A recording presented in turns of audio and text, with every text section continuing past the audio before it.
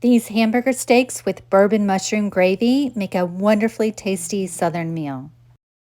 To make them, combine 2 pounds ground chuck, 1 large egg, a quarter cup breadcrumbs, 1 tablespoon Worcestershire sauce, 1 1/4 teaspoon seasoned salt, a half teaspoon garlic powder, a half teaspoon black pepper, and a quarter teaspoon dried thyme. Shape into 6 patties. Heat a little oil in a cast iron skillet over medium-high heat. Add the patties and cook for 4 minutes per side. Remove them from the pan and add a tablespoon of butter to the drippings in the skillet. Add sliced onion and cook for 3 to 4 minutes, and then add 2 cups of mushrooms and cook for 4 more minutes. Sprinkle 3 tablespoons of flour into the pan and cook for 1 minute. Then whisk in 3/4 cup beef broth and 1 cup of heavy cream.